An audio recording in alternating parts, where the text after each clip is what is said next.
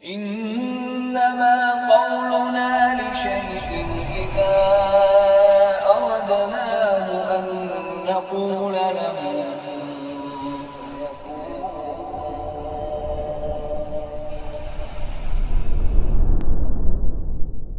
الرحمن الرحيم. السلام عليكم ورحمة الله وبركاته. إن الحمد لله نحمده ونستعينه ونستغفره ونعوذ بالله من شرور أنفسنا وسيئات أعمالنا. من يهده الله فلا مضل له ومن يضلل فلا هادي له. أشهد أن لا إله إلا الله وحده لا شريك له وأشهد أن محمدا عبده ورسوله لا نبي بعده. قال الله تعالى: يا أيها الذين آمنوا اتقوا الله حق تقاته ولا تموتن إلا وأنتم مسلمون. يا أيها الناس اتقوا ربكم الذي خلقكم من نفس واحدة وخلق منها زوجها وبث منهما رجالا كثيرا ونساء واتقوا الله الذي تساءلون به والأرحام إن الله كان عليكم رقيبا. يا أيها الذين آمنوا اتقوا الله وقولوا قولا سديدا يصلح لكم أعمالكم ويغفر لكم ذنوبكم ومن يطع الله ورسوله فقد فاز فوزا عظيما. فإن أصدق الحديث كتاب الله وخير الهدي هدي محمد صلى الله عليه وسلم وشر الأمور محدثاتها وكل محدثة بدعة وكل بدعة ضلالة وكل ضلالة في النار. Ikhwah sekalian, jemaah salat asar yang dirahmati oleh Allah dan juga segenap jemaah Masjid Al-Jihad yang dimuliakan dan diberkati oleh Allah Azza wa Jalla. Pada sore hari yang berbahagia ini merupakan momentum yang sangat tepat untuk kita semakin bertaqarrub kepada Allah Azza wa Jalla, semakin mendekatkan diri kepada Allah Azza wa Jalla, di antaranya dengan menuntut ilmu dan mengajarkannya, mengamalkan kandungan dari Al-Quran berupa perintah berzikir kepada Allah Azza wa Jalla dan mengingatnya, dan juga mengamalkan kandungan dari hadis-hadis Nabi sallallahu alaihi wasallam berupa menuntut ilmu serta mengamalkannya. Terutama sekali ini di bulan Ramadan, yaitu syahr az-zikr, bulan untuk berzikir, bulan untuk mengingat Allah, bulan maghfirah untuk diampuni dosa-dosa kita. Dan di antara trek untuk diampuninya dosa kita adalah dengan menempuh jalan menuju majelis zikir atau kita duduk di majelis zikir. Tema yang akan kita bahas kali ini jemaah sekalian yaitu tentang zikir setelah salat fardu. Zikir setelah salat fardu memiliki perkara atau sebagai perkara yang besar dalam syariat Islam, memiliki posisi tersendiri dalam syariat Islam. Selain pula itu adalah kegiatan rutinan harian kita, sehingga hendaknya seorang muslim memiliki fiqih dan ilmu tentangnya. Tidak semata-mata dia bertaklid buta, membeo dan membebek kepada apa yang sudah ada di masyarakat dari kesalahan demi kesalahan dalam melakukan wirid atau zikir, terutama zikir setelah salat fardu. Ketika masuk WC saja, yang mana WC itu adalah tempat yang khabith, yang itu tempat untuk dibukanya aurat manusia, tempat untuk menunaikan hajat manusia. Masuknya saja ada zikir yang dikhususkan untuknya. Allahumma inni a'udzubika minal khubuthi wal khaba'ith. Dan kemudian keluar dari WC atau kamar mandi pun ada aturan syariatnya, yaitu diantaranya zikir berupa ghufranak. Ini hanya di masalah berkaitan dengan menunaikan hajat atau kamar mandi. Apalah lagi kalau misalnya perkara tersebut meliputi salat fardu yang merupakan salah satu atau rukun kedua dari rukun Islam, maka pasti lebih besar lagi perhatian syariat terhadapnya. Kalau misalnya kita mengucapkan wiritan-wiritan yang buatan kita atau buatan pesantren kita atau buatan majelis ta'lim kita yang tidak pernah ada wiritannya dari syariat Islam, dari Al-Quran maupun As-Sunnah, dan salaf tidak pernah melakukan hal seperti itu, tidak mengucapkan seperti itu ketika masuk WC saja. Misalnya kita membuatlah yang baru, zikir baru untuk masuk WC, apapun itu, misalnya kita apa, kalimat-kalimat dengan bahasa Arab kita buat, padahal maknanya bagus, tetapi ketika kita khususkan itu untuk masuk ke kamar mandi, maka kita akan ditanyakan, ini dari mana kok antum bisa mengucapkan ini? Apakah ada hadisnya? Apa ada hadisnya? Tidak ada. Lah terus kok antum mengucapkan ini? Setiap menuju kamar mandi selalu antum mengucapkan ini. Dari mana ini sumbernya? Ini dari anak pribadi ya. Ini ya udah, lakum dinukum waliyadin, ini punya anak pribadi, antum enggak usah ganggu ritual anak. Khalas, ini yang penting kan baik. Anak kan niatannya baik untuk mendekatkan diri kepada Allah Azza wa Jalla. Bagaimana kira-kira jemaah sekalian? Bukankah ini suatu pengada-adaan dalam Islam? Iya. Keluar dari kamar mandi kemudian zikir baru lagi kita ucapkan setiap lakukan itu. Setiap keluar dari kamar mandi. Zikir baru, bukan ghufranak. Pengganti ghufranak apapun itu, misalnya subhanallah bihamdih. Selalu begitu. Ditanya kemudian sama teman, antum kok tumben kok bacanya subhanallah bihamdih? Biasanya kalau dalam sunnah itu kan ghufranak. Udahlah. Ada kan yang penting kan subhanallah bihamdih kan zikir. Anda lakukan itu di setelah keluar dari kamar mandi kan, ya ini taqarrub anak kepada Allah, mendekatkan diri kepada Allah, dan ini kan bahasa Arab, ini juga ada hadisnya, tapi hadisnya kan tidak berkaitan dengan kamar mandi. Ya al-muhim yang penting kan anak kan niatnya baik. Taib, kalau kayak gitu gimana nanti? Syariat bisa berubah gara-gara apa? Yang penting dianggap baik. Makanya kata Imam Asy-Syafi'i rahimahullah, man istahsana faqad syarra'. Barang siapa yang menganggap baik sesuatu kemudian menerapkannya sebagai syariat, maka dia telah membuat syariat sendiri, telah membuat syariat. Begitu pula lebih-lebih untuk hal yang meliputi salat fardu yang merupakan rukun Islam kedua setelah dua kalimat syahadat, mengucapkan dua kalimat syahadat. Setelah salat fardu ada zikir-zikirnya. Rasulullah SAW dan para sahabatnya di zaman beliau masih hidup, mereka salat 5 waktu berjamaah. Kemudian setelah salat 5 waktu mereka pun berzikir. Tata cara zikirnya mereka lakukan itu, dan teriwayatkan dalam hadis demi hadis, banyak sekali berhamburan dari hadis demi hadis, baik di kitab-kitab sunan yang mencakup banyak sekali amalan dan akidah, ataupun di kitab-kitab yang khusus membahas masalah-masalah zikir, seperti kitabnya Amalul Yaum wal Lailah karya Imam An-Nasa'i rahimahullah, dan kitab-kitab lain tentang kitab zikir seperti kitab Al-Azkar karya Imam An-Nawawi rahimahullah dan lainnya. Dan kita juga sering mendengar jemaah sekalian, Rasulullah SAW ketika beliau berkhutbah, ya, Rasulullah ketika berkhutbah, maka beliau mengatakan, fa inna asdaqal hadis kitabullah, atau fa inna khairul kalam kalamullah, dan kalimat semisalnya. Dan juga Rasulullah SAW mengatakan juga, wa khairul hadi hadi Muhammad sallallahu alaihi wasallam, wa syarrul umuri muhdatsatuha, wa kullu muhdatsatin bid'ah, wa kullu bid'atin dhalalah. Ini Rasulullah SAW ucapkan ketika kapan? Ketika beliau khutbah atau ceramah. Maka kalau siapa yang telinga, waduh, ini kalimat nih biasanya nih diucapkan oleh ustadz-ustadz yang saya nggak suka dengan ustadz ini.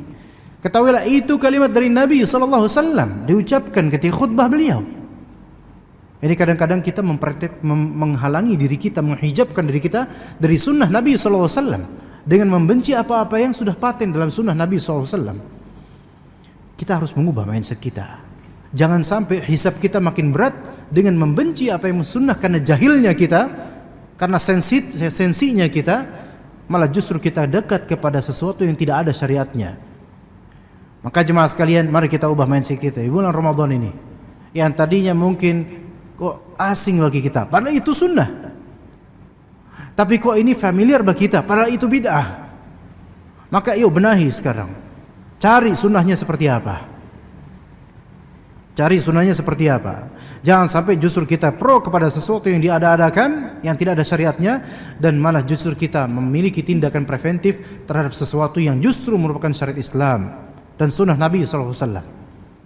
Kalau kita menginginkan misalnya penguasa kita, ayo jalankan syariat Islam, pro syariat Islam. Tapi untuk masalah-masalah seperti ini, ayo kita gaungkan juga. Karena boleh jadi masalah-masalah harian yang sesuai syariat Islam itulah yang membuat pondasi keislaman kita makin kokoh menuju syariat Islam.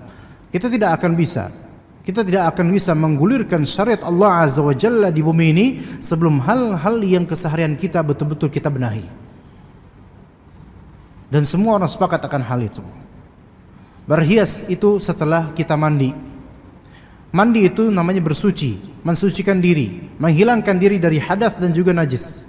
Maka dikatakan oleh para ulama at-takhliyah qabla at-tahliyah, yaitu bebenah dulu sebelum berhias. Begitu jemaah sekalian rahimakumullah. Nah, setelah solat ada syariat, yaitu apa? Berzikir. Maka insyaallah kita akan sebutkan yang sesuai dengan bagaimana sunnah Nabi SAW. Dan kalau dikatakan dikit-dikit lafalnya sesuai sunnah, dikit-dikit sunnah, ya memang kayak gitu agama. Lah terus mau gimana lagi kalau kita beragama tanpa sunnah? Maka dikatakan oleh Imam Al-Barbahari dalam kitab Syarhus Sunnah, al-Islamu huwa sunnah wa sunnatu huwal Islam. Islam adalah sunnah dan sunnah itu Islam. Karena sunnah makna di sini bukan artinya dianjurkan, tapi makna sunnah di sini artinya adalah tariqah, yaitu jalan metode beribadahnya Nabi sallallahu alaihi wasallam. Kalau acuan utamanya bukan Nabi, lantas siapa lagi? Bita barometernya Allah dan Rasulnya. Kata Allah Azza wa Jalla, ya ayyuhalladzina amanu athi'ullaha wa athi'ur rasula wa ulil amri minkum. Wahai orang beriman, taatilah Allah dan Rasulnya dan waliul amri dari golongan kalian, dari kaum muslimin. Fa in tanaza'tum fi syai'in farudduhu ila Allahi war Rasul in kuntum tu'minuna billahi wal yawmil akhir. Jika kalian berselisih, ada perbedaan. Nah, ini di antara perbedaan di antara kaum muslimin, perbedaan wirid-wirid zikir antara masjid ke masjid lainnya. Itu terasa sekali jemaah sekalian.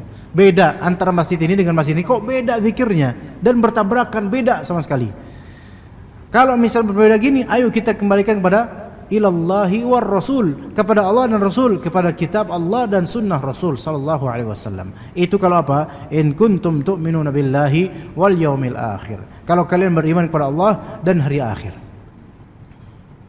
Maka kalau betul kita beriman kepada Allah dan hari akhir, ayo kita benahi amalan kita, cari dalilnya dari Al-Qur'an dan juga sunnah. Kalau ini ibadah dan ternyata tidak ada dalilnya, sebaiknya berhenti dulu. Khawatirnya kita salah langkah. Kita mulai dari awal jemaah sekalian. Kita tahu Assalamualaikum warahmatullah, salam. Ya.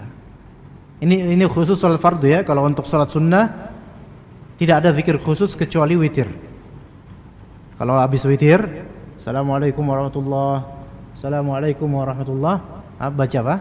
Subhanal Malikil Quddus 3 kali, dan yang ketiga dianjurkan lebih keras dari sebelumnya. Ya. Ya, Subhanal Malikil Quddus, Subhanal Malikil Quddus, Subhanal Malikil Quddus gitu. Ya, mudah-mudahan bisa menjadi pengajaran yang baik untuk kaum muslimin. Itu Rasulullah melakukannya. Simple. Tapi sesuatu yang merupakan sunnah walaupun mudah dan simple berkah. Dibandingkan sesuatu yang rumit, banyak, panjang tapi tidak ada sunnahnya, itu tidak seberkah sunnah. Ya. Kemudian jemaah sekalian, kita mulai yang pertama. Ya, setelah salam, ya. Yaitu masyhurnya kita katakan apa? Astaghfirullah. Itu yang pertama. Dan ini riwayat yang sangat masyhur sekali dalam riwayat Imam Muslim.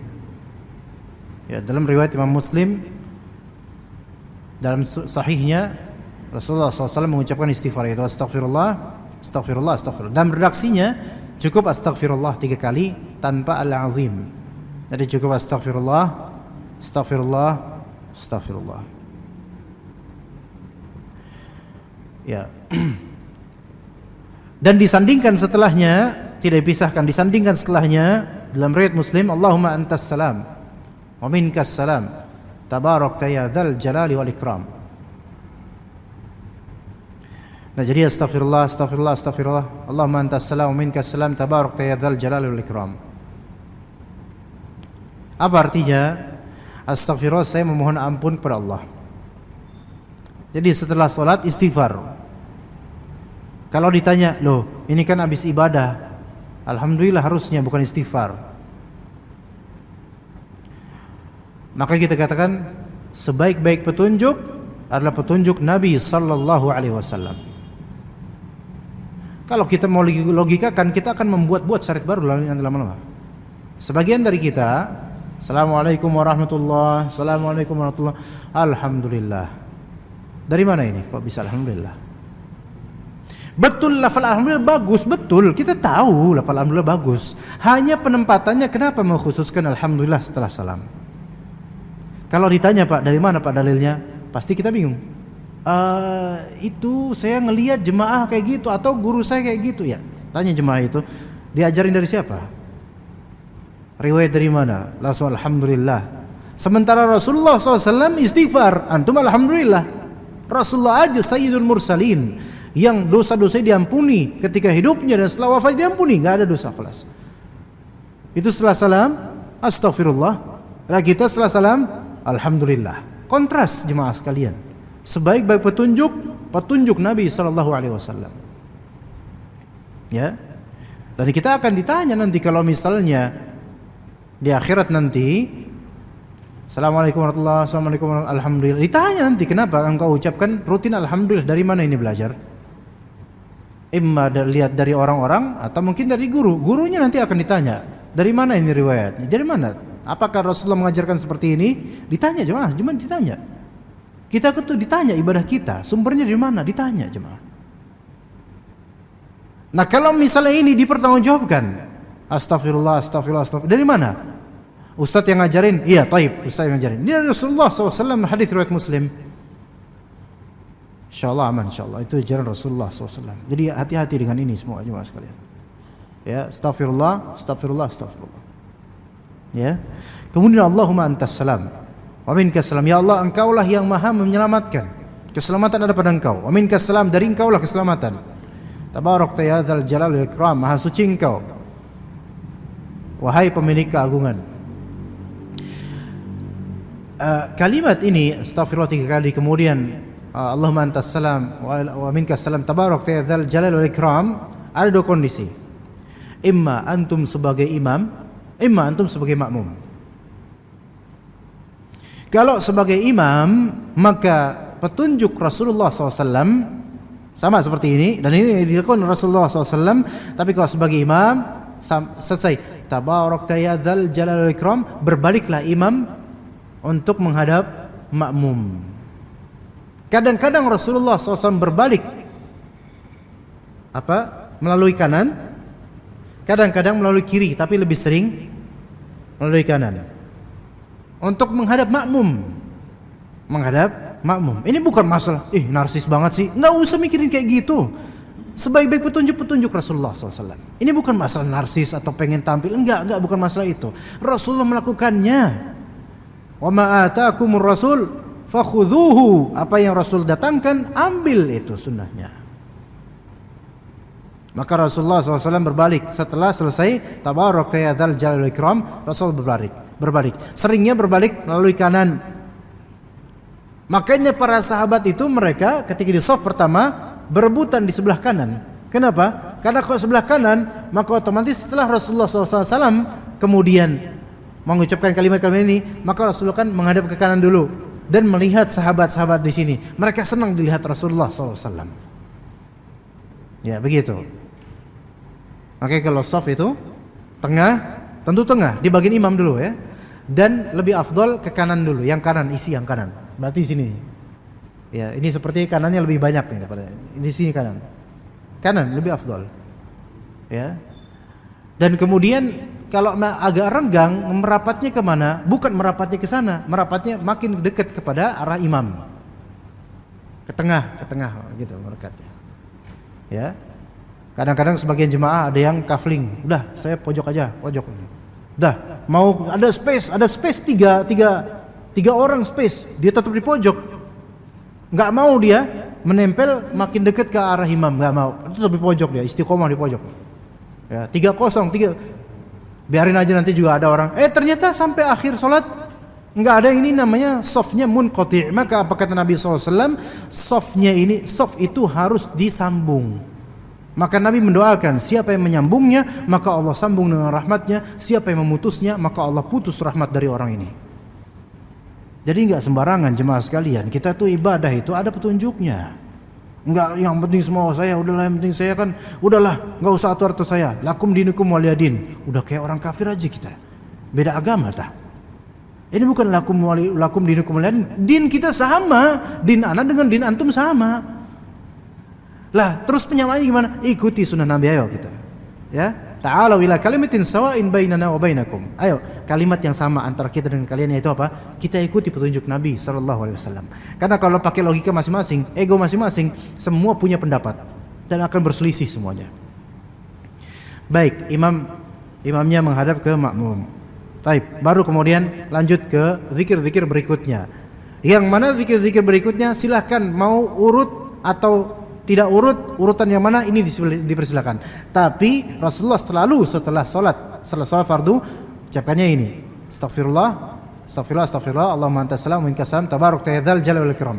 Setelah itu, apakah Bapak mau baca ayat kursi, faddal. Atau mungkin baca Allahumma la mani'a lima a'taita, faddal. Atau baca la ilaha illallah wahdahu la syarikalah, faddal. Atau langsung subhanallah, tafaddal. Dan seterusnya. Maka yang seperti itu urutannya itu dibebaskan. Kata para ulama itu disilakan. Urutan setelah itu silakan. Tapi yang penting setelah sholatnya istighfar. Itu yang dirutinkan oleh Rasulullah dan juga para salaf kita. Baik, tapi di sini akan kita sebutkan dulu. Tapi ini bukan berarti pakem harus urut begini setelah ini. Ya, jadi boleh pilih. Atau enggak harus semuanya dari zikir. Ya, jadi zikir itu bisa pilih. Ya, cuman yang untuk astagfirullah itu setelah salam langsung. Kayak zikir pagi petang jemaah. Zikir pagi petang tidak harus semuanya yang dalam kitab antum baca semuanya, enggak harus. Artinya kalau antum cuman sanggupnya istighfar 100 atau mungkin baca ayat kursi dan 3 surat terakhir 3 kali, dah cukup itu enggak masalah. Tetap dia sah disebut zikir pagi petang. Atau mungkin antum udahlah anak pilih hari ini cukup la ilaha illallah wa la syarikalah 100 kali. Udah itu zikir pagi petang, iya itu sah sebagai zikir pagi petang. Dan mungkin kalau kita lihat buku namanya Hisnul Muslim atau buku-buku zikir pagi petang yang tersebar, buku sakunya, buku kecilnya atau gimana, antum boleh baca terserah antum memulai dari mana, terserah. Karena tidak ada kekhususan penempatan mana yang didahulukan di sini, terserah antum. Nah, ini bedanya, ya. Baik, kita mulai dari ini. La ilaha illallah wahdahu la syarikalah, lahul mulku wa lahul hamdu wa huwa ala kulli syai'in qadir. Ya, la ilaha illallah, tiada yang berhak disembah melainkan Allah, wahdahu saja, dia saja, la syarikalah, tiada sekutu baginya. Lahul mulk, miliknya lah kerajaan, dan kita ini bagian dari kerajaan. Kita ini bagian dari kerajaan, dan kerajaan Allah itu ma'mur. Allah yang rezekikan, dijamin oleh Allah Azza wa Jalla. Kita ini bagian dari kerajaan tanpa kecuali. Lahul mulk, ini sebagai kabar gembira buat kita. Kita ini hamba yang dimiliki oleh Allah Ta'ala. Mulk, kepemilikan kerajaan Allah Azza wa Jalla, diatur oleh Allah Azza wa Jalla. Lahul mulk wa lahul hamd, milikinya lah segala pujian. Kita itu kalau memuji Allah, Allah tahu kita sedang memuji kita. Allah tahu kita sedang memuji Allah Azza wa Jalla. Lahul mulk wa lahul hamd wa huwa ala kulli syai'in qadir. Dan Allah Ta'ala maha kuasa, maha mampu atas segala sesuatu. Ini kalimat nih Masya Allah jemaah. Kalau kita tuturkan setelah sholat fardu kita, atau di zikir pagi petang, ataupun di zikir mutlak, itu sebagai syifa, sebagai obat dan dawa untuk kalbu kita. Apapun yang kita inginkan, kita yakini lahul mulk. Allah itu memiliki kerajaan ini semua, milik Allah. Walahul hamd. Pujian itu milik Allah. Allah terpuji atas segala perbuatannya. Dan Allah Maha Kuasa, Maha mampu sebenarnya untuk menunaikan hajat kita. Allah tuh mampu. Jadi tenang kita, lebih tenang insyaallah. Kemudian disambung dengan Allahumma la mani'a lima a'taita wa la mu'tiya lima mana'ta wa la yanfa'u dzal jadd minkal jadd. Allahumma ya Allah, la mani'a lima a'taita. Tiada pencegah terhadap apa yang kau beri. Tiada pencegah terhadap apa yang kau beri. Masya Allah. Kalau Allah Ta'ala ingin memberi sesuatu pada suatu pihak, walaupun pihak itu lemah sekali, maka tidak ada satupun yang bisa mencegahnya. Kata Allah Azza wa Jalla, Alhamdulillahi fatiris samawati wal ard, ja'ilil malaikati rusulan uli ajnihati mathna wa thulatha wa ruba' yazidu fil khalqi ma yasha' innallaha ala kulli syai'in qadir. Kemudian kata Allah Azza wa Jalla, ma yaftahillahu linnasi min rahmatin fala mumsika laha.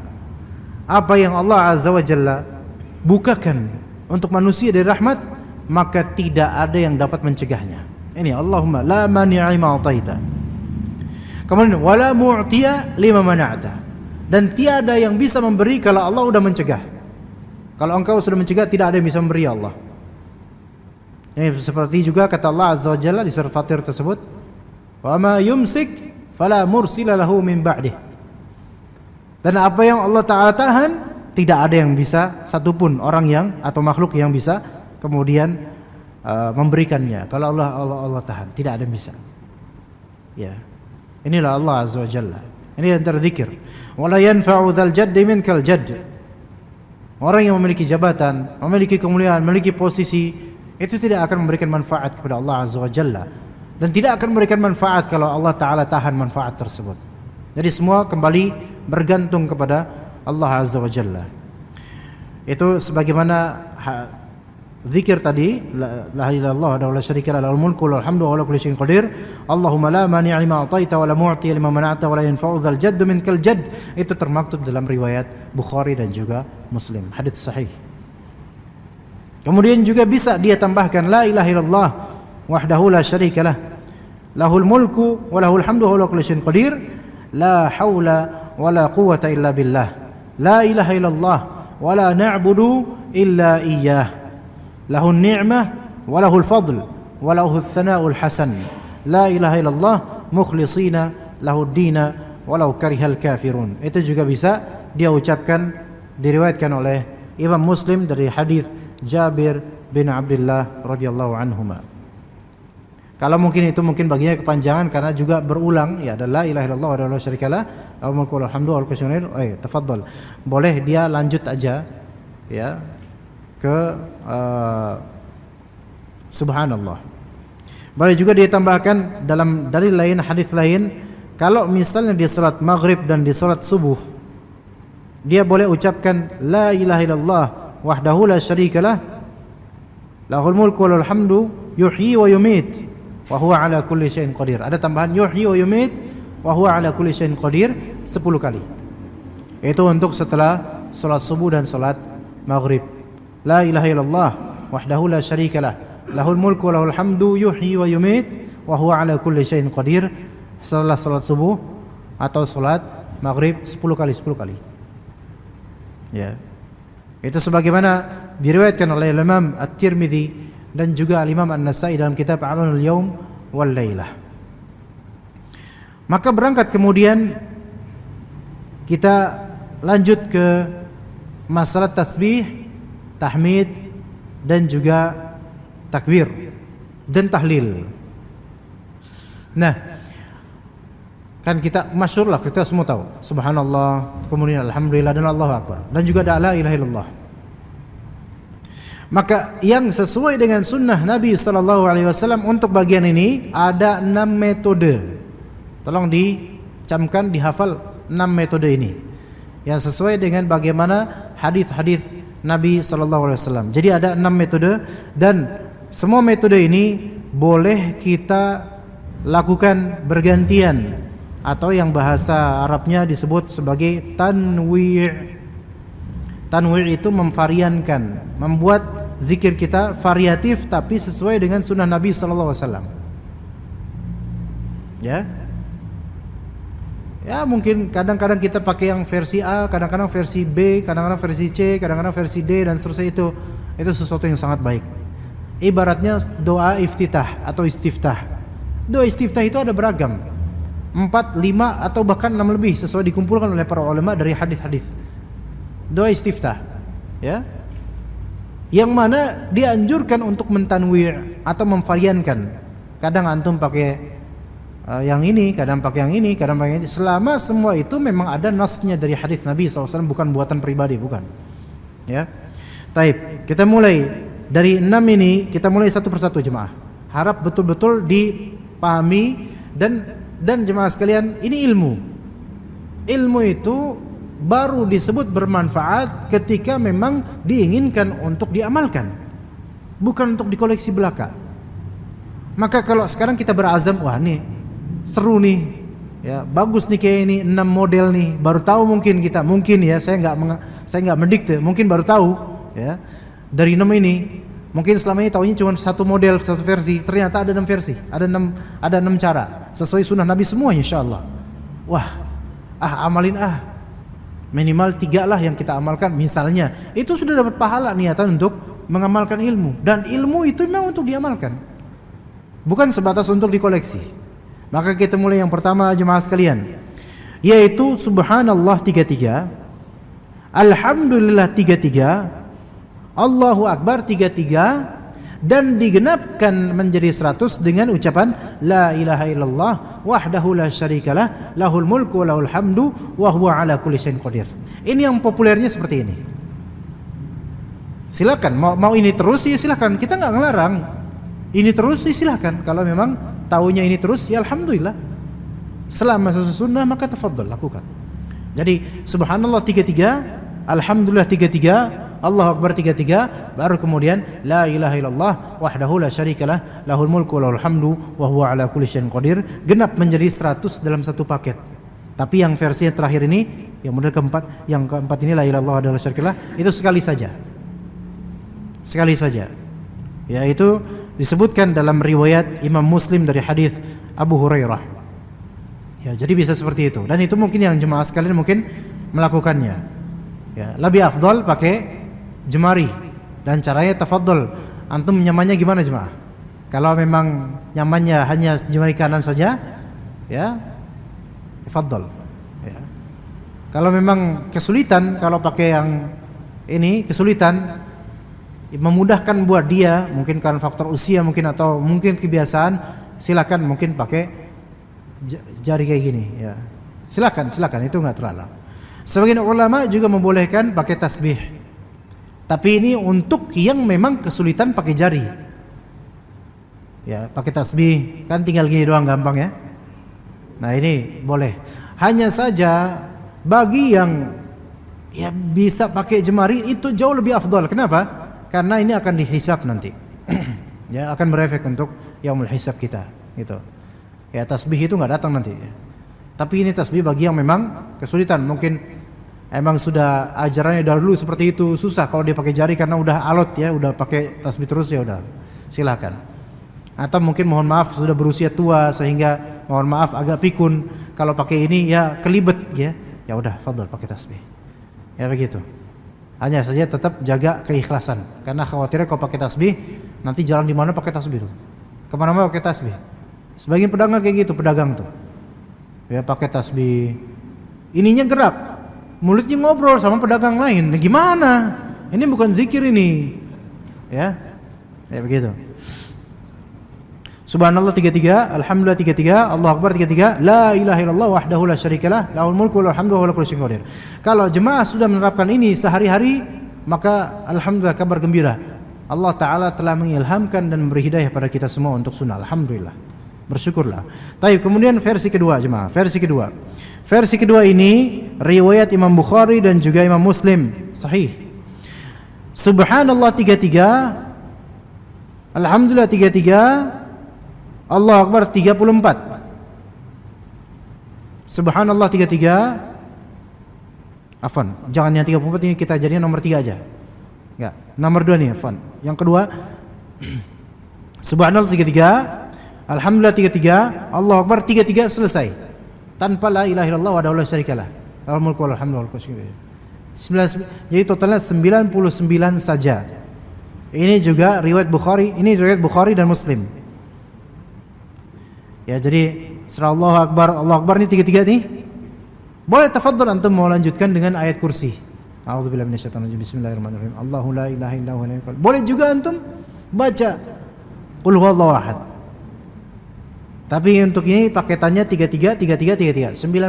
Ini cara kedua dan Rasulullah SAW pernah melakukannya. Tanpa la ilaha illallah wahdahu la syarika lahu, lahul mulku wa lahul hamdu wa huwa ala kulli syai'in qadir. Cara yang ketiga, yang jim. Kalau yang cara ketiga ini hadis riwayat Muslim, hadis riwayat Imam Muslim dalam sahihnya, ya.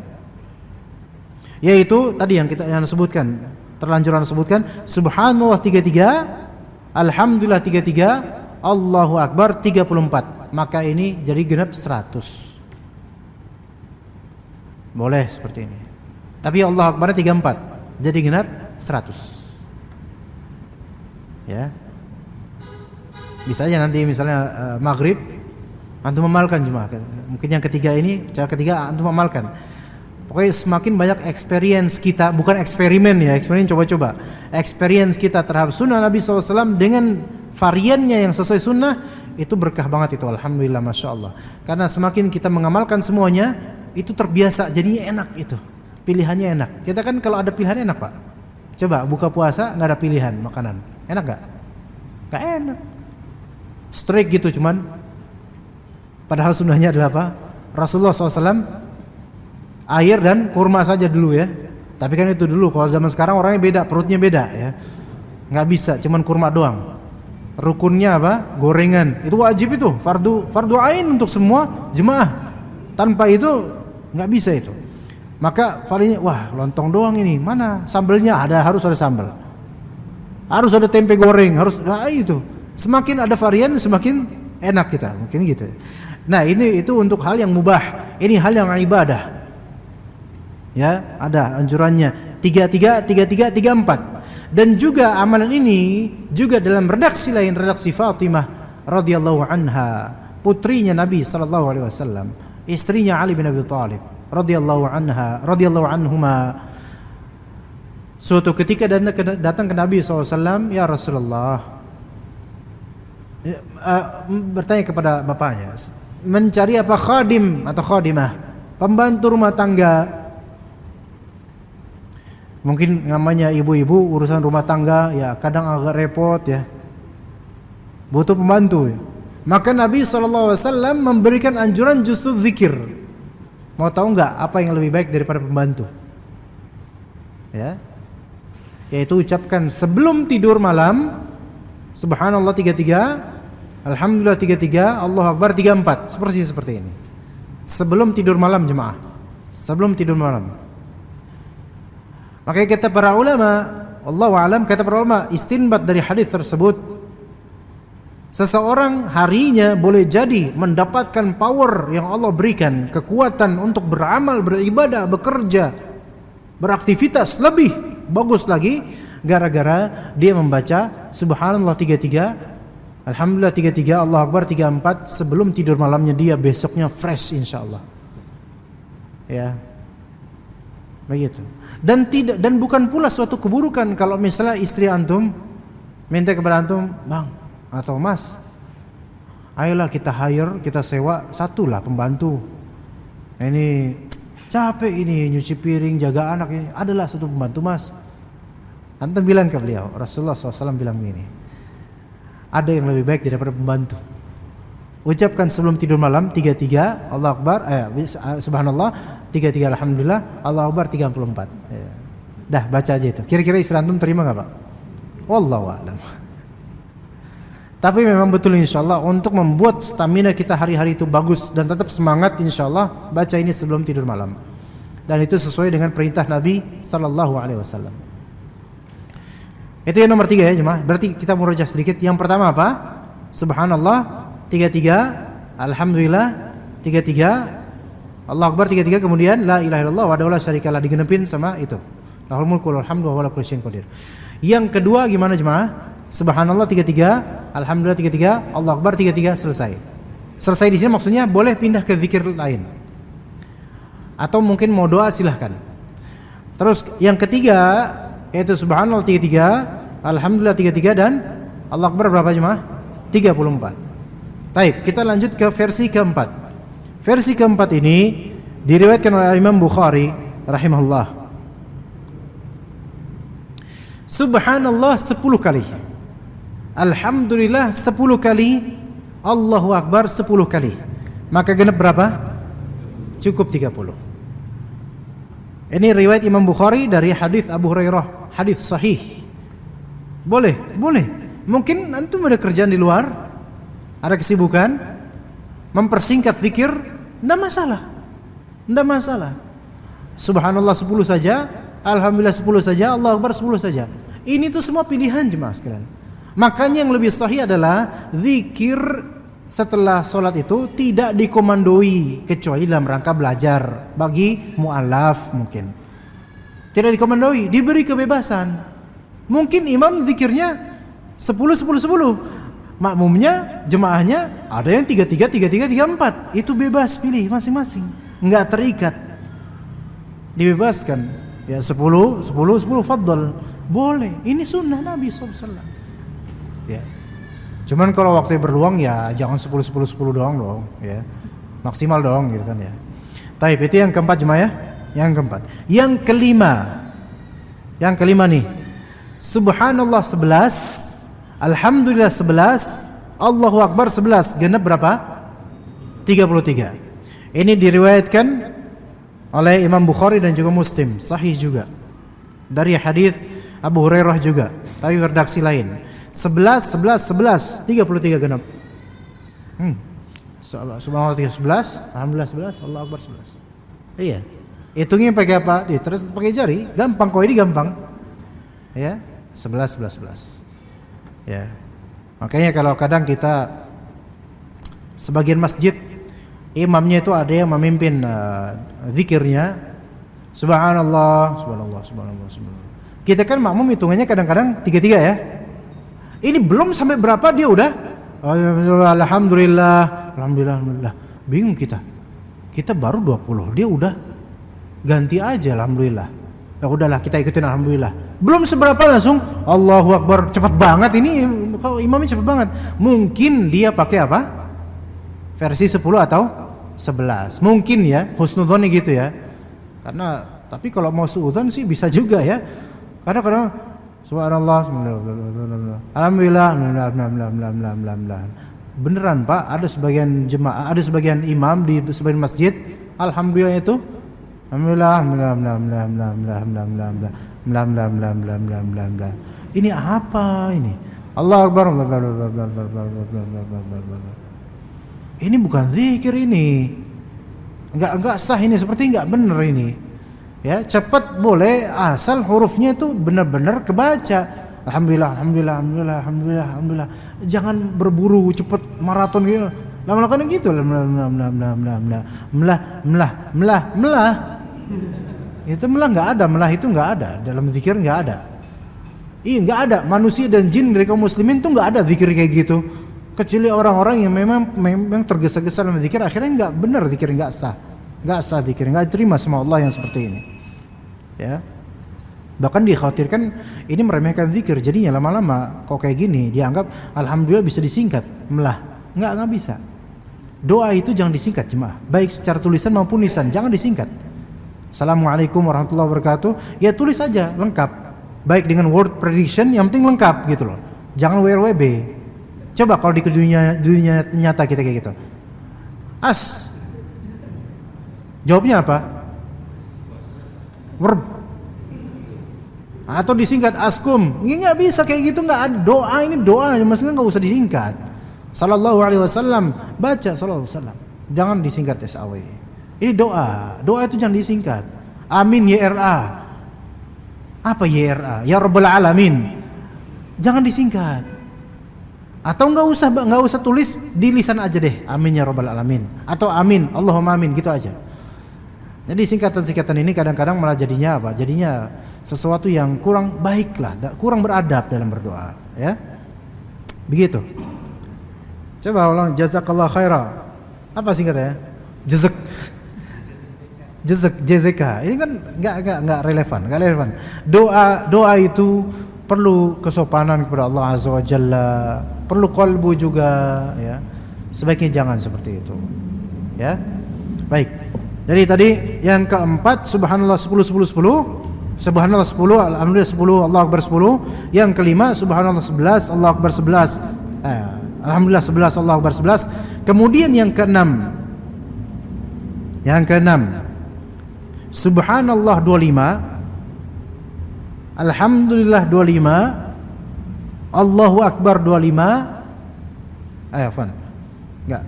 Subhanallah 25, alhamdulillah 25, la ilaha illallah 25, Allahu akbar 25. Berapa jumlah jemaah? 100. Ini hadis riwayat Tirmizi, An-Nasai dan Imam Ahmad. Ya, dari hadis Zaid bin Thabit radhiyallahu anhu. Dikatakan oleh Imam At-Tirmizi hadis ini sahih. Subhanallah 25, alhamdulillah 25. Apa lagi jemaah? La ilaha illallah 25, Allahu akbar 25. Dan caranya tafadhol antum ini kan ini subhanallah walhamdulillah wala ilaha illallah wallahu akbar. Ya, ini yang disebut Astaghfirullahaladzim. Al-baqiyat as-salihat. Ini yang disebut al-baqiyat as-salihat. Ada di surat surat apa Pak? Wal baqiyatus salihatu khairun. Di surat apa Pak Imam? Pasti pernah dengar. Ayo. Tebak Pak. Yang bisa jawab enggak ada hadiah. Ayo. Wal baqiyatus salihatu khairun 'inda rabbika. Hah? Surat apa Pak? Tiap pekan baca Pak. Ya kan? Al-Kahfi. Al-baqiyat as-salihat ya. Al-baqiyat as-salihat para ulama berbeda tafsir mengenainya. Ada yang mengatakan al-baqiyat as-salihat adalah amalan saleh seluruhnya. Ada yang mengatakan al-baqiyat as-salihat adalah surga Allah Azza wa Jalla, jannah. Ada yang mengatakan al-baqiyat as-salihat adalah zikir subhanallah, dan ini hadis Nabi SAW. Al-baqiyat as-salihat yaitu subhanallah, alhamdulillah, la ilaha illallah, Allahu akbar. Dan Rasulullah SAW pernah menyatakan, dari manapun engkau mulai tidak membahayakanmu. Maksudnya di sini untuk yang ini antum boleh mulai dari yang mana aja, mau Allahu akbar duluan, mau subhanallah duluan. Tetapi untuk zikir setelah sholat sebaiknya urutannya umum aja, seperti umumnya subhanallah dulu, kemudian alhamdulillah, kemudian la ilaha illallah, kemudian Allahu akbar. Boleh dengan cara subhanallah 25 kali selesai, kemudian alhamdulillah 25 kali selesai, kemudian la ilaha illallah 25 kali selesai, Allahu akbar 25 kali selesai. Atau mau digabungkan satu kalimat semuanya, subhanallah walhamdulillah wala ilaha illallah wallahu akbar 25. Ya, satu kalimat itu 25 kali. Tafadhol, bisa seperti itu. Ya. Ya, sih bisa. Jadi kalau mau dikalkulasikan bisa, ini bisa menjadi 7 model berarti ya. Iya. Tapi 6 ya. Ya itu silakan amalkan. Mungkin maghrib, isya, ingat ilmu ini. Peliharalah ilmu ini karena ini ada sunnah Nabi SAW dan kita berpahala dengan mengamalkannya. Simple, tapi siapa tahu dengan amalan yang sunnah ini Allah Ta'ala perkenankan kita untuk dipermudah menuju telaganya Rasulullah SAW, dan semoga Allah mudahkan kita untuk menuju telaganya Rasulullah SAW. Hausnya kita di bulan puasa ini wallahi nggak ada apa-apanya dibandingkan akhirat nanti. Ini kita mungkin sekarang anak sekarang nggak haus mah, padahal anak ngomong loh. Tapi karena anda melihat jemaah sekalian itu, masya Allah, raut wajah yang semangat untuk menuntut ilmu, itu sudah mengobati hausnya anda di hari ini, masya Allah. Padahal tadi anda haus memang. Sampai sekarang panitia nggak nyediain minum. Sampai sekarang panitia nggak nyediain minum, masya Allah. Ya, tapi kehausan di hari mahsyar nanti jemaah sekalian itu luar biasa. Yang nanti kemudian diundang kita itu menuju apa? haud atau telaganya Nabi sallallahu alaihi wasallam, barang siapa meminumnya maka dia tidak akan apa? Tidak akan dahaga selamanya setelah itu. Berarti kan itu dipermudah menuju surga Allah azza wa jalla.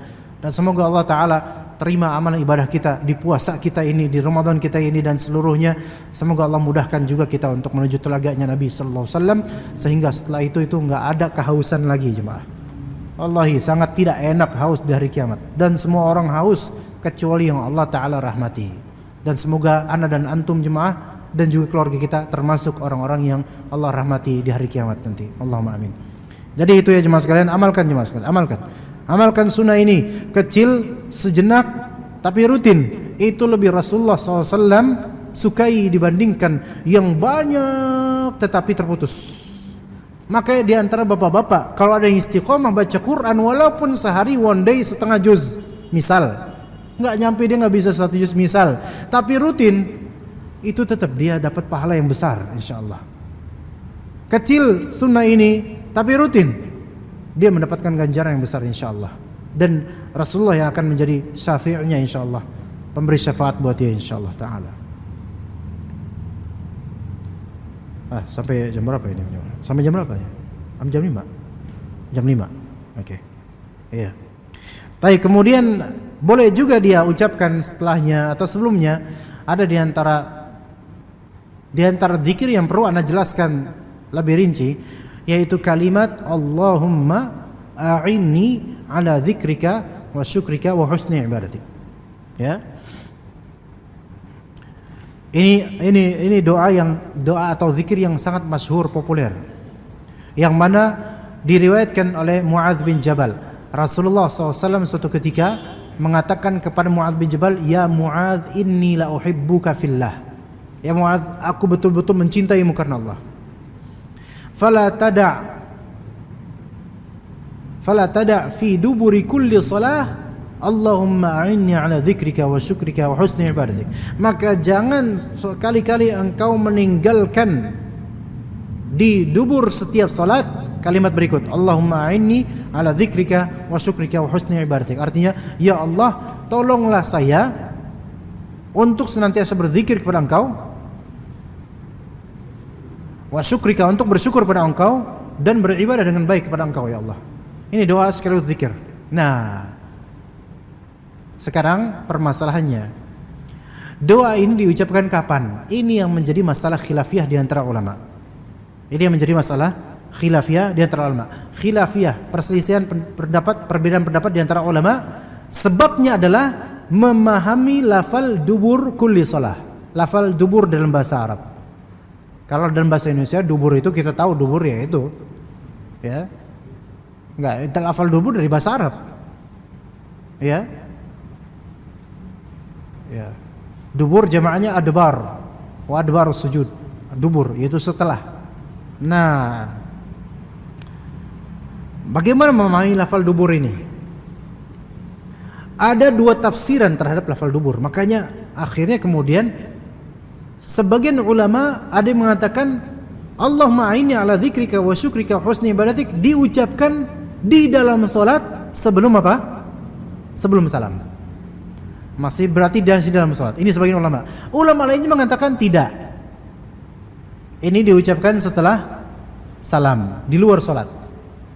Kedua-duanya sama-sama hadisnya sama. Hadisnya sama, tapi cara memahaminya yang beda.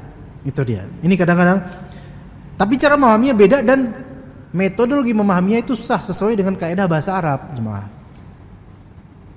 Ya, jadi kalau perbedaan pendapat ulama itu tidak semuanya sah sebagai perbedaan yang perlu kita tolerir. Kadang-kadang enggak juga.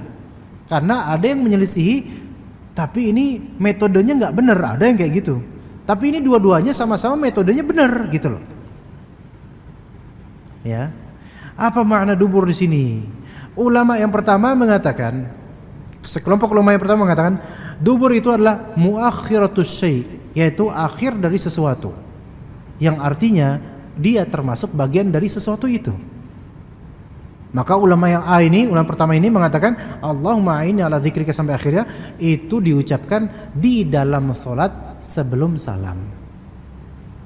Oke, itu yang pertama. Ulama kedua mengatakan, oh tidak, dubur itu adalah aqibatus syai', yaitu apa yang setelah sesuatu. Namanya setelah berarti kan eksternal, di luar dong. Aqibatus syai', makanya akibat itu dengan sebab terpisah.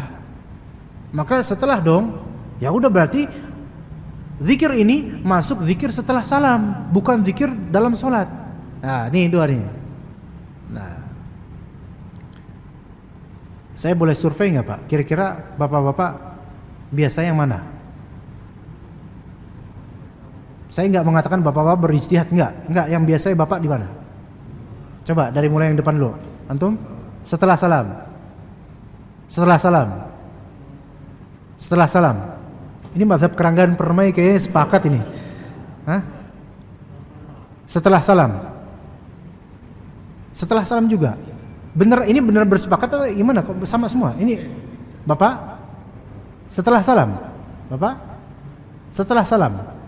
Wah, Masya Allah, ini satu masjid sepakat semua. Ada yang sebelum salam dari jemaah Keranggan Permai?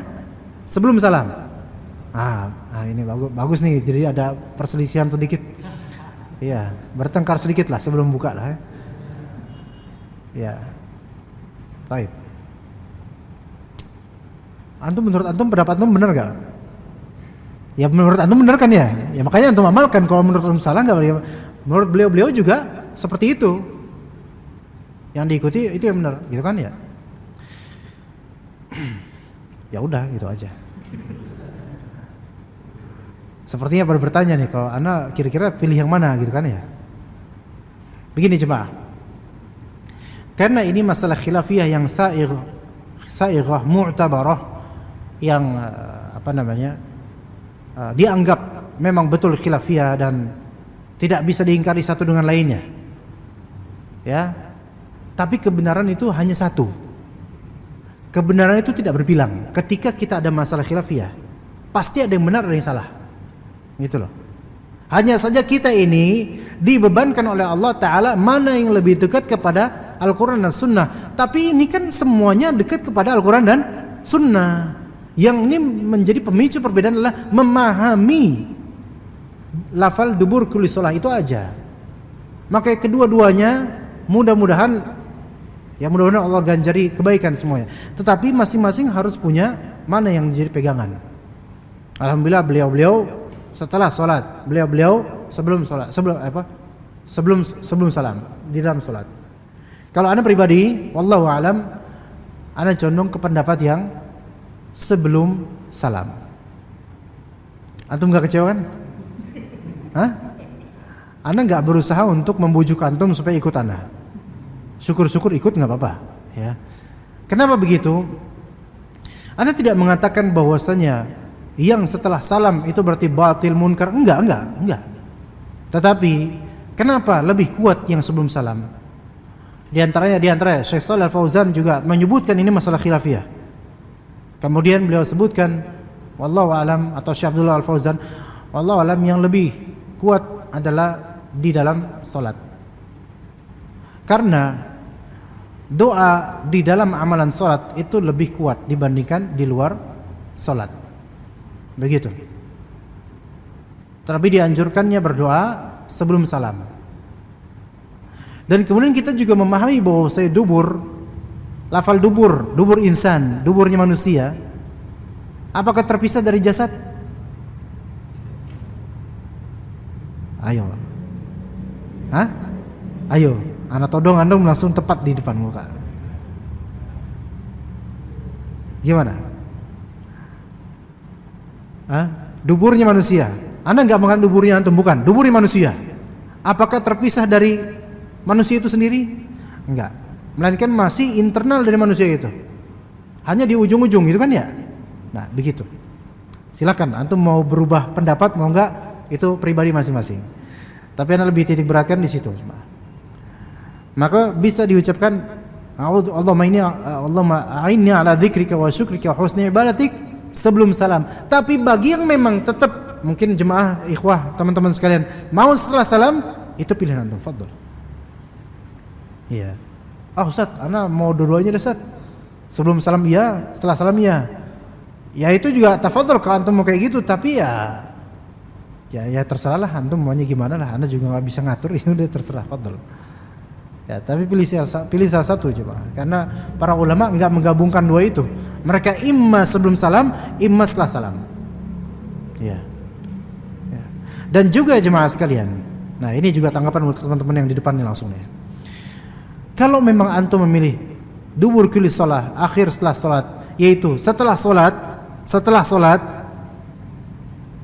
kenapa Rasulullah SAW setelah salatnya justru astagfirullah, bukan Allahumma a'inni ala dzikrika wa syukrika wa husni ibadati.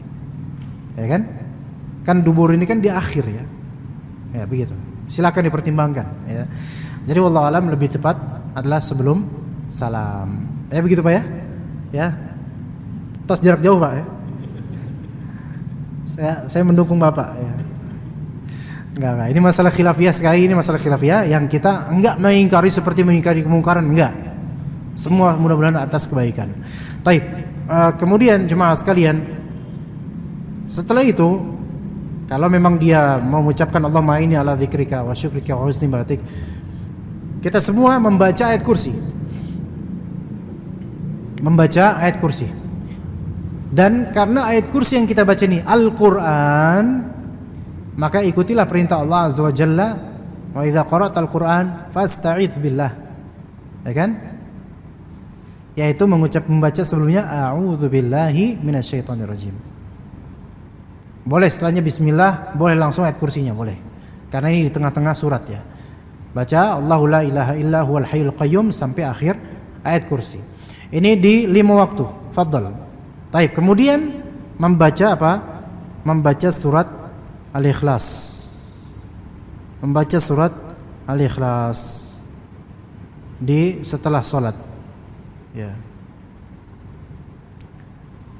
Nah, hadis ini diriwayatkan oleh Imam Bukhari dan juga Muslim. Dihikayatkan di sebagian riwayat bahwasanya dibacanya 3 kali. Terutama sekali ditekankan di salat subuh dan salat maghrib. Pertanyaannya, kok sama dengan zikir pagi petang? Apakah ini juga termasuk zikir pagi petang? Nah ini ana survei lagi.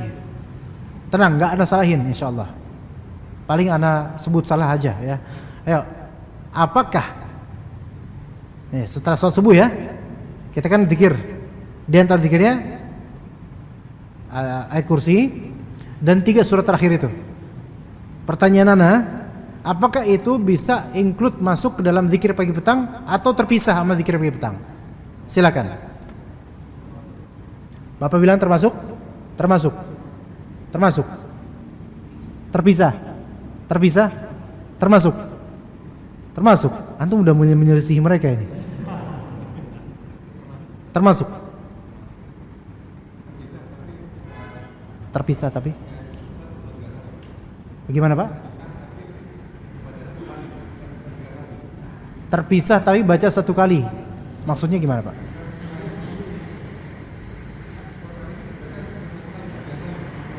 Setelah sholat tidak 3 kali, 1 kali aja. Jadi kalau yang untuk zikir pagi petang 3 kali.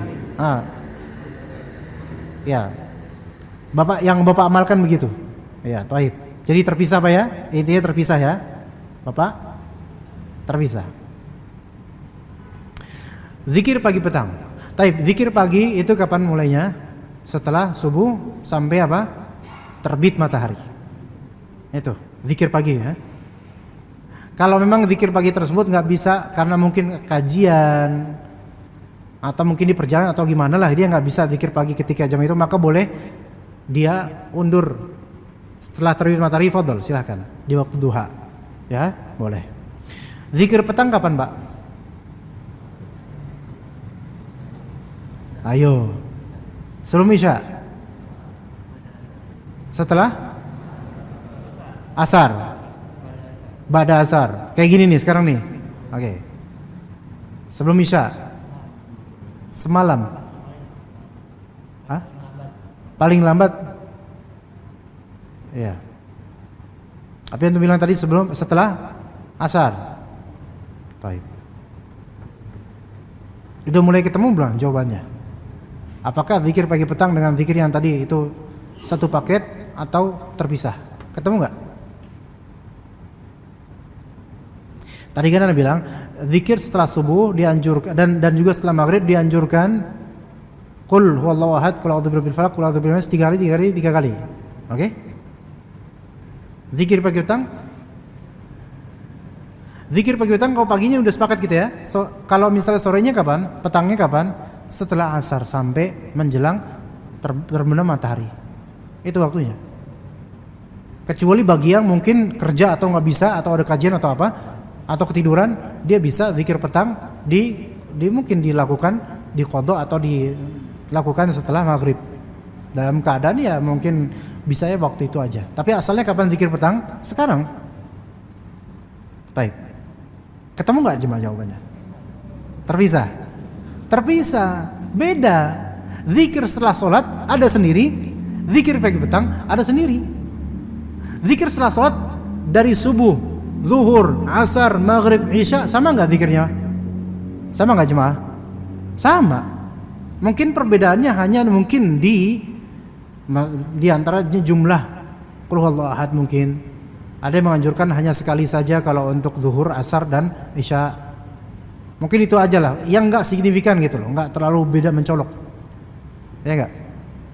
Tapi zikir pagi petang tuh ada sendiri dan redaksinya juga ada sendiri. Redaksinya dengan sebutan sabah wal masa, bukan ba'da shalah. Maka beda. Begitu cuma. Bisa paham di sini? Maka kalau habis subuh ya kita misalnya habis sholat baca ya zikir setelah sholat. Selesai mungkin setelah qul a'udzu birabbin nas, doa mungkin minta sama Allah apa terserah lah gitu kan. Nah, kalau memang mau sampai waktu syuruk di masjid, ya mulailah zikir pagi petang, pagi di situ. Atau mungkin dia pulang karena mau kerja, boleh dia zikir pagi itu sambil berjalan di jalanan membaca ayat kursi, qul a'udzu birabbin dan 3 qul terakhir itu. Dan sejujurnya itu yang anak amalkan. Anak pribadi mengamalkan itu. Kalau misalnya habis sholat subuh, ada zikir setelah sholat subuh ada sendiri, kemudian jalan ke rumah mulai baca zikir pagi petang dari ayat kursinya, kemudian 3 qul terakhir 3 kali. Begitu juga zikir petang setelah asar. Beda zikir setelah sholat asar dengan zikir petang. Begitu Pak ya? Bisa dipahami nggak di sini jemaah? Iya, tadi beda. Kalaupun memang ada yang membolehkan atau menggabungkan, maka semoga itu juga boleh, moga-moga ya. Tapi karena pribadi menganggap itu adalah 2 model zikir yang berbeda, 2 niatan zikir yang berbeda. Wallahu a'lam. Ya. Tapi pembahasan materi cukup sampai sini insyaallah. Jika ada pertanyaan dipersilahkan, jika tidak kita tutup. Begitu? Tafadhal. Waalaikumsalam warahmatullahi wabarakatuh.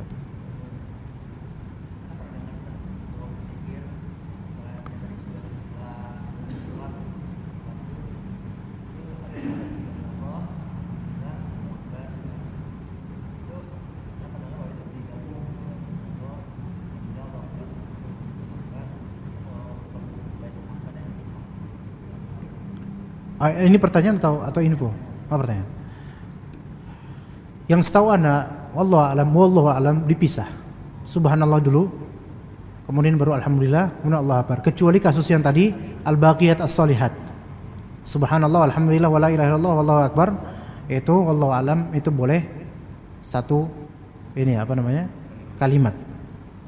Wallahu alam. Ini setahu anak, ya, wallahu alam. Nanti koreksi kalau misalnya antum dapat maklumat atau info dari ustadz lain yang mungkin lebih paham, ya tolong infokan ke ana. Tapi setahu ana cuman kasus itu doang yang boleh, yang dianggap sah, baik, benar untuk digabung. Seperti itu. Subhanallah, alhamdulillah, wala ilaha illallah, wallahu akbar 25 kali. Ada lagi jemaah lain? Fadhal. Waalaikumsalam warahmatullahi wabarakatuh. Wa yakum jazakumullah khairan. Ya, fadhal. Jadi beberapa kali di tempat kerja saya kalau sholatnya Di kantor maksudnya? di kantor itu kalau sholatnya nggak besar. Ya, musalla. Jadi apalagi Ramadan ini sholatnya banyak tuh Ya. Nah, ada berzikir itu boleh nggak sih kita berzikir dan berdoa karena saya sholat terus langsung gantian gitu. Ya. Ini nggak seperti berzikir nggak berdoa tapi dalam keadaan berjalan. Masya Allah. Sedang naik lift, berzikir dan doa itu adabnya diperbolehkan. Ahsan. Jazakumullah khairan. Ini pertanyaan bagus sekali jemaah. Ini pertanyaan yang mungkin kita tuh kadang mengalaminya. Yaitu ketika kita di suatu daerah, tempat, kantor dan semisalnya, yang mana di musola tersebut ngantri untuk sholat. Setelah salam, kalau kita duduk lama, banyak yang batuk dari belakang, ya kan? Ya kita hanya bisa mungkin istighfar 3 kali, orang udah nyindir gitu kan? Ayo gantian gitu kan? Maka apa solusinya? Apakah kita tetap bersikukuh di tempat, bertengger begitu saja? Enggak. Jangan, itu fitnahnya besar. Maka apa? Ya udah beranjak. Apakah boleh? Boleh. Karena ini kebutuhan. Syekh Abdul Aziz Ana lupa nama alimnya ini. Salah satu ulama lah ya. Ana lupa Allah namanya. Beliau ada seorang bertanya kepada beliau, "Ya Syekh bin Jibrin, Abdul Aziz bin Jibrin. Syekh Jibrin. Ketika ditanya, "Ya Syekh, kalau misalnya," ini juga pelajaran buat kita semua yang punya kesibukan. Kalau misalnya kita selesai sholat, kemudian setelah itu kita tuh ada kebutuhan di luar, entah pekerjaan atau ini atau itulah pokoknya. Kesibukan. Maka boleh enggak ya Syekh, kita langsung melenggang gitu aja keluar dari masjid dan kita zikir sambil jalan menuju kantor, menuju rumah, boleh enggak Syekh? Maka jawabannya lahu dzalik. Apa artinya lahu dzalik? Dia boleh melakukan itu. Apakah itu beradab? Ini karena kebutuhan. Ini bukan masalah beradab atau enggak, karena memang kondisional gitu loh. Kecuali kalau dia free time, enggak ada waktu apa-apa, tapi dia membiasakan diri, udahlah enggak usah duduk, maka ini menyelisih sunnah dan kurang beradab. Tapi kalau kondisi antum seperti itu, jelas ini bukan kaitannya dengan adab atau enggak, karena ini kondisional, enggak bisa kita kaitkan dengan adab. Maka silahkan antum sambil tali sepatu antum benahi dan seterusnya, atau antum berjalan menuju kantor atau menuju tempat makan, kalau bukan puasa, ya sambil membaca tadi zikir-zikir tadi, boleh, nggak masalah insyaallah, ya nggak masalah. Ada lagi jemaah? Fadhal. Waalaikumsalam warahmatullahi wabarakatuh. Ada berdoa. Seringkali saya melihat cara orang berdoa itu ada yang membuka tangan dan ada juga yang menutup tangan. Itu lebih afdal itu yang menutup tangan atau dengan melebarkan tangan? Ya. Rasulullah jazakumullah khaira wa iyyakum jazakumullah khaira. Rasulullah SAW beliau ketika berdoa merapatkan tangannya. Ya, merapatkan tangannya. Kecuali dalam konteks mungkin doa yang betul-betul urgen atau seperti doa istisqa. Ya, kemungkinan beliau seperti ini. Makanya dalam riwayat sampai terlihat apa namanya putih ketiaknya. Maka tangannya seperti ini. Ya. Tapi asalnya beliau berdoa merapatkan tangan. Maka mana yang lebih afdal? Apakah gini enggak aci apa enggak aci lagi? Sah. Hanya saja yang lebih afdal seperti ini. Ya. Ini boleh, fadhal. Cuman yang dicontohkan Rasulullah seperti ini. Anda enggak mengatakan ini bid'ah, enggak, ini enggak bid'ah. Ya. Hal ini insyaallah lebih luas insyaallah, perkara yang longgar insyaallah. Selama tidak membuat kita terjangkit ria atau apa, enggak masalah kayak gini. Cuman yang lebih afdal yang dia contohkan dari riwayat-riwayat seperti ini. Ya, maksudnya seperti ini, tangannya apa? Nyambung satu dengan lainnya. Begitu. Wallahu a'lam. Kecuali mungkin dalam doa istisqa atau doa-doa yang sangat urgen, beliau mengangkat tangannya begini, itu mungkin bisa seperti itu. Wallahu a'lam. Ya begitu. Taib? Ya, silakan Bapak. Waalaikumsalam warahmatullahi wabarakatuh.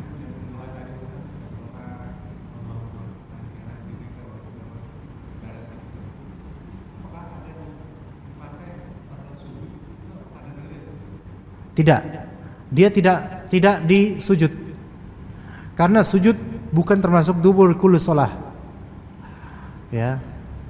Walaupun sujud memang momentum yang sangat pas untuk doa, sahih. Tetapi mengkhususkan doa tersebut di sujud jangan. Nah, tapi boleh enggak kalau misalnya dia melakukannya di sujud sekali-kali? Boleh. Karena itu masuk ke dalam doa pada umumnya. Tapi jangan meyakini atau menjadikan itu sebagai doa rutinan di sujud. Karena khawatirnya menjadi kebid'ahan gitu loh. Fadhal, doa itu sesekali dengan maksud itu doa bagus maknanya. Ya, maka dia includekan dalam sesekali sujudnya, mak boleh. Ya Mas, sama kayak doa-doa lain. Begitu, wallahu alam. Tapi lebih afdal, tentu lebih afdal doa itu sesuai di sunnahnya Nabi SAW, yaitu sebelum salam.